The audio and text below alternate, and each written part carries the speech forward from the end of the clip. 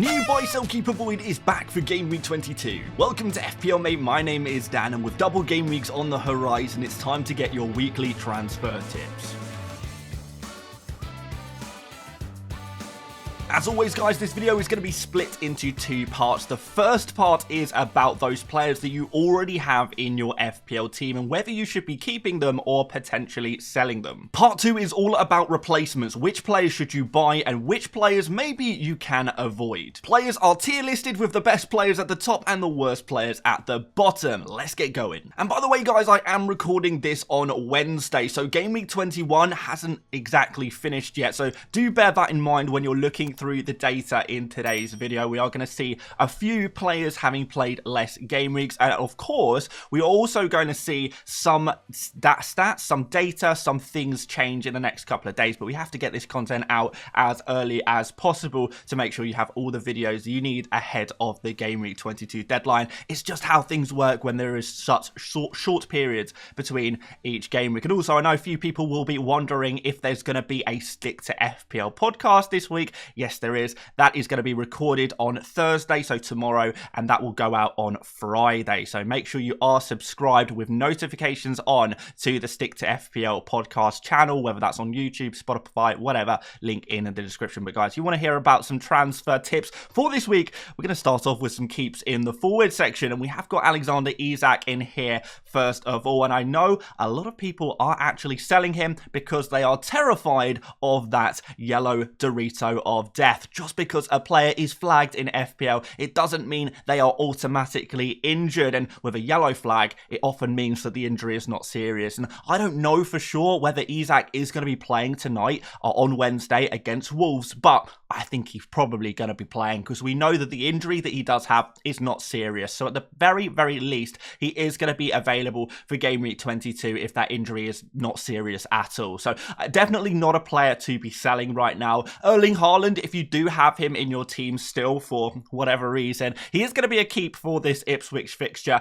Not a time to sell him, but we could look at selling him very soon if you are looking to spread the funds elsewhere. Raul Jimenez is also going to be a keep despite his 1-pointer in Game Week 21. The next fixture is against Leicester, which is a really nice fixture indeed. However, it should be said that his XG numbers here are massively inflated by the 2 penalties he had in Game Week 20, I believe. So yeah, just be aware of that. His numbers are still reasonably good. 18 shots is pretty nice indeed, and the fixture is very, very good. So definitely not a player I would look to be selling, even though he did blank in Game Week 21. Leicester is just too good of a fixture. From monitors, Nicholas Jackson is going to be in this category. I don't think he is an automatic sell, and we finally did see some points from him in Game Week 21. Yes, it was only an assist, and he did also get a yellow card in that game, but his numbers were actually pretty crazy in that game. He had a lot of big chances to score, hitting the woodwork. You know, pretty unlucky, but how many times are we going to say Jackson is unlucky? So I definitely understand why people may feel that they want to sell him, but in my opinion, if a player is taking plenty of shots, getting plenty of chances, playing for a good attacking team, then there's and certainly there's enough good fixtures here for him to get returns. We've got Wolves, City, West Ham and Brighton in the next 4. There are going to be opportunities for him. I do think he is going to start converting soon, and when I look around at other potential forwards, I'm not sure we can do too much better, and that seems to be a bit of a running theme. Although we do have some suggestions for forwards to buy. So if you really do feel strongly that you want to sell Jackson, he's not an automatic keep anymore, but I still think he is worth holding on to if you can, and if there's no one else you desperately prefer.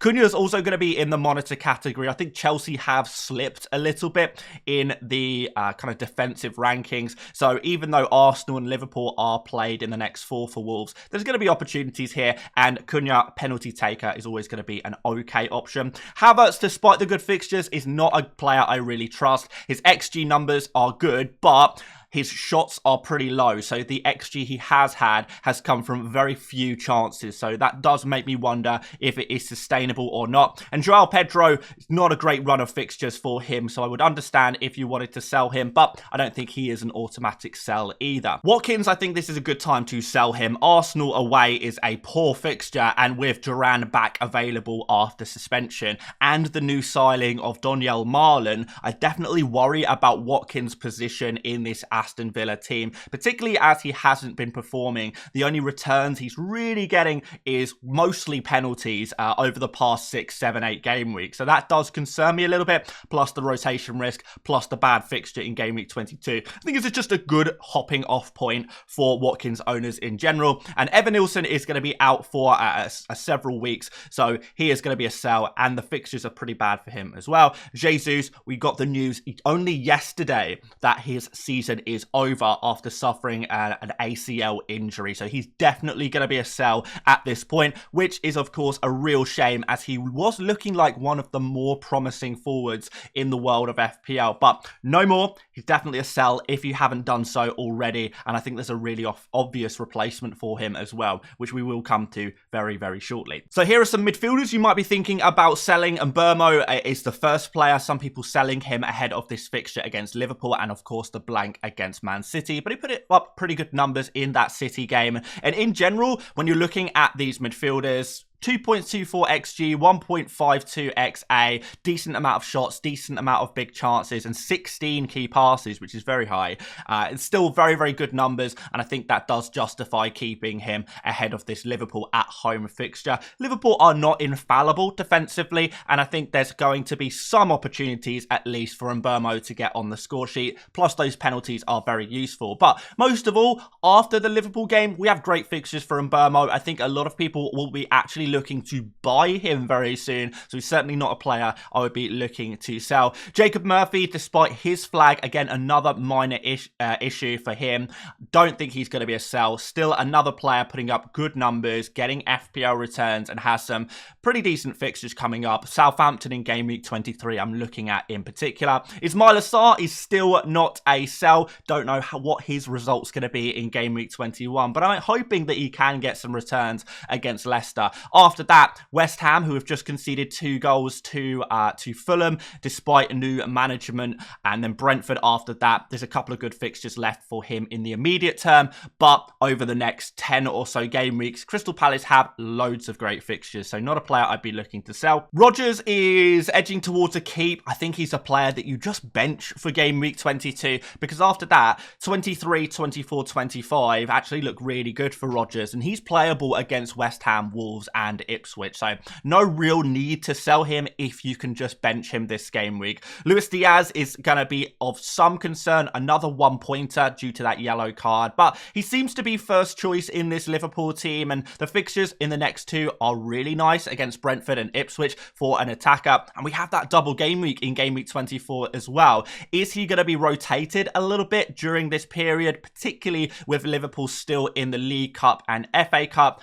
I don't know for sure. We've got Champions League for Liverpool to contend with as well. So maybe there is some rotation concern for Luis Diaz. And if so, I understand why you might sell him, but I don't think he is an automatic sell. Whenever he starts, he puts up good numbers, and he scored 3 goals in 5 matches in the past 6 game weeks.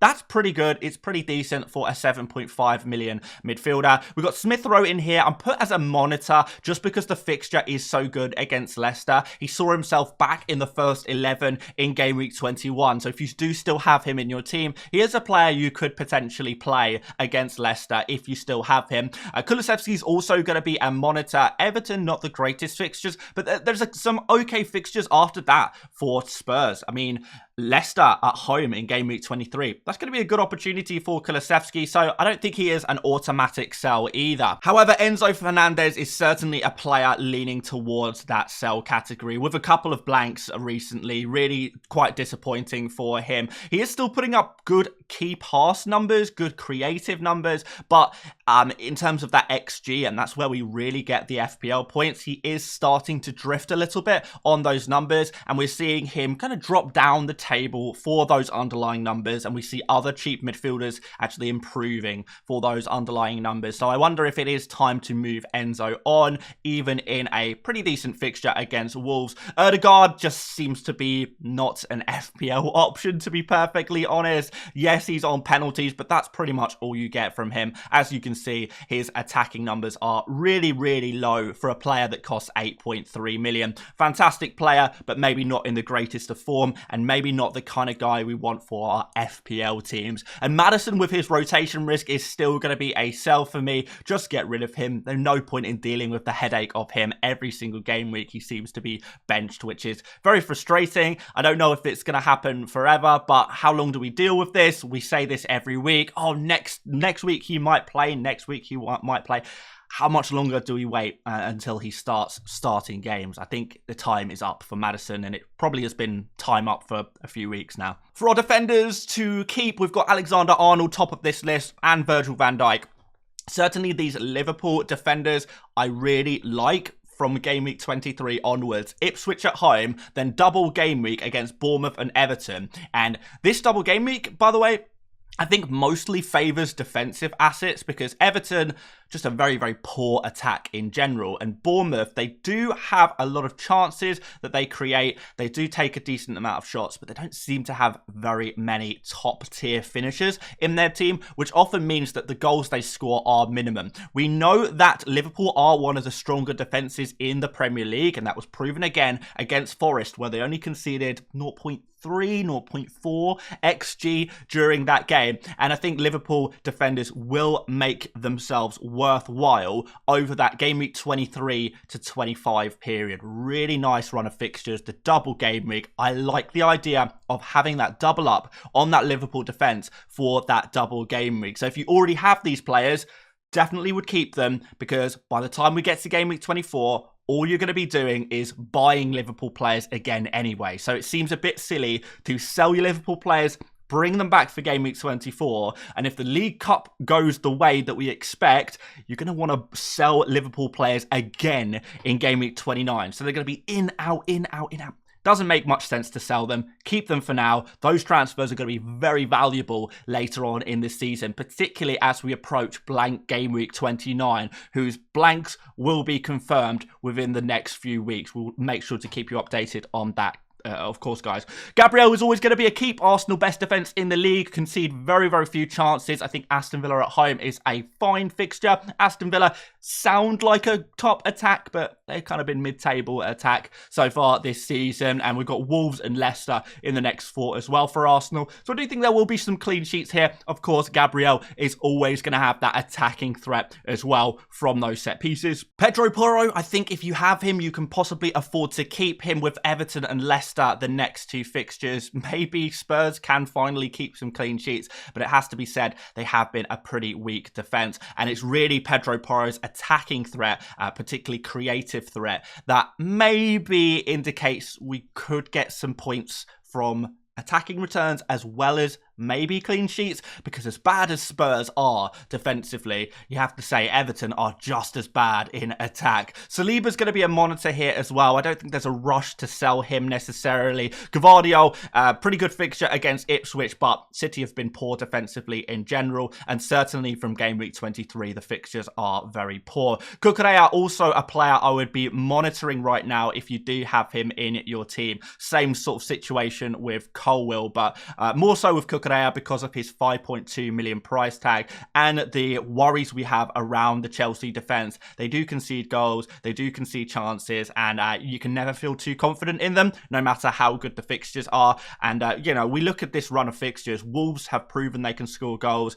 Man City, of course, can score goals. West Ham, under new management, seem to be starting off well with 3 goals, and Brighton, another team that I don't think you can guarantee clean sheets from there either. So I think Cucurella and maybe Colwill could potentially be sells, but more so Cucurella, mostly because of that price tag, makes it more difficult to rotate him with your other defenders. Good opportunity to sell Luca Dean against Arsenal, even though the fixtures after that aren't too bad. I don't think Aston Villa are a top defence in the Premier League anymore, and Diña's attacking potential, his kind of output has reduced quite significantly as well. So he's no longer one of the best attacking defenders. So could be a good hopping off point for him. Rico Lewis, with his rotation risk and bad fixtures coming up for him, I think it's also going to be a sell. And Diogo Dalot is not a player I trust particularly either. I wonder how many clean sheets Manchester United are going to be able to get in the next 4. And at 5 million, that is quite expensive for a defender when there are so many great cheap options at the moment, plus the prospect of these Liverpool players with their double game weeks. Manchester United defenders don't really have too much of a place in our FPL teams from game week 22, 23 onwards, in my personal opinion. And at this halfway point, make sure you do drop a like on the video, massively appreciated, and do subscribe as well if you want to see these videos every single week. You guys seem to be loving the buy, sell, keep, avoid videos this season, so I'm very happy to continue with them. Of course, if you've got any feedback on how you'd like to see these videos improved, let me know in the comment section as well. But it's time to figure out who we should be buying to replace those sells with. So forward section, I think the top 2 is pretty straightforward this week. Alexander Isak is always going to be a buy if you don't already have him, and I would probably say on Isak, is it time to remove him from these videos? We've already removed talking about Salah and Palmer in these videos because everyone owns Salah and Palmer already, but with Isak, it's like we're getting to a point where everyone has Isak as well. So maybe his place in these videos is kind of pointless. We know that Isak's going to be a buy every week. He's been top of the buy category every week for what, like 7-8 game weeks now, quite a long time. But anyway, we'll move on to the next forward buy, and that is going to be Chris Wood. Really obvious one, this one, because he has scored again against Liverpool. 1 shot, 0.3 xg, 1 goal. It's just what he does. He takes 1 shot, he scores 1 goal. That's what he does. It's crazy. If only someone like Jackson could have this kind of output, because that really would be crazy. But Southampton at home is the next fixture for Wood, who is also the penalty taker at Nottingham Forest. Fabulous form. And even, you know, I think Bournemouth away is a tough fixture. Brighton at home I like. Fulham away, think could be okay as well for a very much in-form Nottingham Forest team and a very much in-form Chris Wood. He's not going to be the only Forest player we talk about in today's video, but Southampton at home, as we know, is going to be a great opportunity for any forward when we're looking at the most informed forwards in the Premier League right now. Certainly, he is going to be in the conversation. So, yes, the stats aren't great. The numbers aren't great for Wood. The underlying numbers, of course, I mean, but the output is fantastic. So long live Wood, I suppose, and let's get him in our teams for game week 22 if you haven't done so already. And Mateta is the final player on this buy section, and I think the third buy, the third forward slot in general, I think is tough at the moment. But we're going to put Mateta here. Still some good fixtures to come against West Ham and Brentford. Penalty share, okay XG numbers here, but hopefully that's going to improve. And with Crystal Palace, we've got a long list of great fixtures for Palace in general. So I think Mateta is still one of my favourite forwards to buy right now, but I'm not going to put him in the same category as Isak and Wood. We are clutching at straws after those 2 forwards. For monitor, I've got Raul Jimenez in here. I like the fixture against Leicester, but if you don't already have him in your team, I wonder if you are hopping on him a little bit late, because after that, Man United, Newcastle, Forest, the fixtures after that aren't great either. I don't know if I'd love to own Raul Jimenez or Fulham attackers in general in the longer term, but Leicester away is decent. Manchester United at home is fine as well. So I still think there is some opportunity to buy Raul Jimenez, but I don't think he's an automatic buy. Gakpo, you know, I know we keep saying his minutes risk and he does get subbed off early in games quite frequently. However, the fixtures are good. We've got double game week in 24. If you really like if you really like Gakpo, then I still think he is an okay buy, but you have to be a risk taker, really, to buy an FPL asset like this, because I don't think he is necessarily a reliable FPL asset, particularly long term. So, yeah, an interesting one. If you feel like taking a risk, Gakpo could be the guy to go for. Certainly the fixtures favour him, but I do worry about rotation with so many competitions, so many fixtures for Liverpool at the moment. Cunha is also going to be a monitor. The fixtures are really bad, but he's Cunha. We know what he does. And Wissa has been putting up some genuinely very strong data. 19 shots, 7 big chances, 3.45 XG. And this is a non-penalty taking player as well. Even against Liverpool, I think he will get his chances, which is why he's not going to be an avoid. But certainly in the next couple of weeks, we'll be having much more serious conversations about Wissa. And hopefully he can be the answer to a lot of the problems that we are having in the forward position. Solanke is going to be an avoid for the Everton away fixture, but I think he could come back into the conversation from game week 23 onwards. And Dye is a player who some people seem to be talking about. They want to get an Everton attacker for the double game week 24, but I mean, I guess I can start you off with a fun fact about Ndai for Everton. So in the past 5 games for Everton, Ndai has scored all of Everton's goals. The problem is, Everton have only scored 1 goal during that time. So Everton, tragic attack. And Dyer has scored 3 goals and has played a part in every single game this season. Even in a double game week, the chance of him scoring is like 1 in 4 in a double game week, which is just not good enough for me. So, yeah, despite the good fixtures, I don't trust Everton. I don't think they're going to suddenly become a much better team overnight. But I recognise the possibility that under Moyes, they could massively improve in attack. If they do, then we will discuss Ndai again in the future, but right now he is not a player I'll be looking to pick up. And Duran as well, another player I would look to avoid. Bad fixture. I'm still not 100% sure who the starting forward is going to be for Aston Villa. Maybe give game week 22 as an opportunity to monitor the situation, and we'll have another discussion in game week 23. Again, maybe Duran could be the answer to our prayers, but it's just not the game week to buy him, is it? Midfielders to buy. Gordon is going to stay at the top of this list. Really, really nice data. Good form. Fixtures still pretty good for the upcoming game weeks. Bournemouth at home, Southampton away, Fulham at home, and even Man City. The form that Newcastle are currently in, you back them to get a result in these fixtures. Gordon also the backup penalty taker and set piece taker in this Newcastle team. So lots of positive to be taken there. Bruno Fernandes, even though I would have preferred to buy him in game week 21 ahead of the Southampton fixture, I don't think it's too late to go in on Bruno. There's still plenty of good opportunities here for him and his Manchester United attacking colleagues. Alanga, a former colleague of Bruno Fernandes, has been pretty much getting an FPL return every single game week. 6 returns in 6 game weeks is absolutely phenomenal. He has been big time overperforming, but Southampton at home next is going to be an opportunity. And if you're looking for a cheap midfielder, then he could be a nice player to go for right now. Quite good fixtures, quite good data, overperforming, but Nottingham Forest are just that team. They just overperform every game week to a point where you just say, is this even overperformance anymore? It's just what they do. You know, they just score from half chances constantly. They keep clean sheets even though they concede a lot of shots. Who knows? But yeah, there you go. There's Alanga for you. And Burmo, a monitor. Not completely convinced Liverpool is the game week to buy him, but I still think he is a potential buy for this game week if you desperately need a midfield replacement. But you could wait 1 or 2 more game weeks before jumping in on him. One option is to sell someone like Gordon for Mbermo in game week 24. That could work out quite nicely. Similar price players.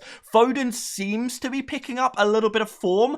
Are we ready to jump onto him? Maybe, if only the fixtures in the medium term were a little bit better, because Ipswich and Chelsea, I like these fixtures, but after that, Arsenal, Newcastle, it is a little bit tougher for him. Gibbs White, unfortunately, his numbers are not quite on the level of someone like Elanga, particularly those kind of shooting numbers. 6 shots, no big chances, 0.72 XG. Despite the fact he has scored 2 goals during that time, I think I trust Elanga a little bit more at the smaller price tag. Better numbers, better results. Yeah, I would just prefer Elanga to Gibbs White. Savinho is also in here. FPL finally changed his name from Savio to Savinho, by the way. So this is the same guy, just to make you aware. He looks brilliant. He really, really does. But with a little bit of rotation risk, I do still think that he is going to play most games now that he has really proven himself. But at the same time, is there enough good fixtures left for someone like him? I don't know. So a monitor, not an avoid, but I understand the appeal if you are someone who likes to take a lot of risks. It's certainly someone who we need to continue to monitor. And avoids in the midfield category, we've got a couple of players here who have already hauled in Game Week 21, and I think they may be knee-jerk transfers. Semenyo with the haul in Game Week 21, of course, against Chelsea. But Newcastle away, Forest at home, and Liverpool at home in the next 3. That is pretty much one of the worst run of fixtures you can have as an attacker right now. The only thing that could make it worse if Arsenal were in that run as well. But yeah, really not a run of fixtures any attacker wants right now. So even though Semenyo performed well in Game Week 21, against Newcastle away, Forest at home, and Liverpool at home, just not a player I would be looking to buy right now. Just not the right jumping on point for the Bournemouth man. Iwobi, after 6 consecutive blanks, hauled in Game Week 21. So that already sounds like a knee-jerk. If a player consistently blanks and then suddenly gets a load of FPL points, making that transfer is often considered a knee-jerk. However, his next fixture is against Leicester, so maybe I'm wrong. Except if you watched Fulham play this game week, because my word, Iwobi's 2 goals, it's incredible that a player can score 2 goals without shooting. It really is, because both of his goals were passes. If you're thinking about buying Iwobi this game week, I seriously encourage you to go and watch the highlights from the Fulham West Ham game beforehand, because he was very, very fortunate to get 2 goals in that game. He really was. Basically, both goals were very similar situations where he put in a cross. His cross target missed the ball, but the goalkeeper was so confused, it was Fabianski, was so confused that the ball just found the back of the net anyway. So, real bizarre situation. 2 goals from 0.04 XG. That is, of course, not sustainable. And because after the Leicester game, the fixtures are so much worse for Fulham, I don't think I would be buying Iwobi right now. I think there are better options out there. But yeah, let me know what you think about the Iwobi avoid, because like honestly, if you're an Iwobi owner already, massive congratulations. Those are the moments in FPL that you live for. But if you don't already have Iwobi, you cannot count on that much luck moving forward. You really, really can't. But anyway, Rodgers is going to be the final avoid. If you don't already have him, you're not going to buy him ahead of the Arsenal away fixture. It's just not a good enough fixture for him. So let's move on to defenders. Lewis Hall is still my favourite defender to buy right now. Brilliant attacking numbers. Also Newcastle are putting up some of the best defensive numbers in the Premier League in recent game weeks as well. And I think the next few fixtures are going to present more opportunities for clean sheets and assists as well. So Hall, still a fantastic pickup. Gabriel's always going to be a good buy, a good player to have in your FPL team. So he will be in the buy section. And Milenkovic, we've got a Nottingham Forest player in the buy category ahead of this Southampton game. And actually, even though Forest massively overperform their expected goals against data, it has to be said that the teams they're facing, I don't think have the best finishers necessarily. And I think if Forest do play against teams with top finishers in their team, they probably will concede goals. And for that reason, I think Forest defenders are maybe going to be rotation players to a degree. But looking at these fixtures, I think there's still going to be more clean sheet opportunities for Forest. So yes, of course, we were never going to recommend these Forest defenders as buys ahead of the Liverpool game last game week. But the Liverpool game is in the past. We've got the opposite end of the spectrum in a Southampton at home game. And I think you can pretty much bank on those clean sheet points already. Milenkovic also a little bit of attacking threat from those set pieces, being a bit of a target man player. 4.8 million is a pretty decent price tag for him. I like him as a buy. I really do. Alexander-Arnold is a monitor. I don't know if Brentford away is the best jumping on point for him, but certainly a player to consider. After that, I would want Trent in my FPL team from at least game week 23 onwards when we consider that double game week as well. Aina, I know Aina owners hate these videos because I never put Aina in the buy category. Look, if you own Aina already, this part of the video is not aimed at you. This is for people who don't own Aina yet. And I'm sorry, but at 5.3 million for a defender for a good defense, but with very little attacking threat, it's just a little bit too much money for me. I prefer Milenkovic if you don't have either player. Obviously, if you already have Aina, maybe you bought him for a lot cheaper, then you're going to be in a very different situation to people who don't own Aina yet. So that's why he's in the monitor section. I prefer Milenkovic. I actually prefer players like Lewis Hall as well to Aina, particularly when we take the price tag into consideration, because it's a lot of money for what is essentially going to be mostly a rotation defender. If you don't have him already, then just go for Milenkovic. You get the same. You get more attacking threat actually for a cheaper price. Same fixtures, same minutes. Everything's the same. So yeah, Aina, he's a monitor.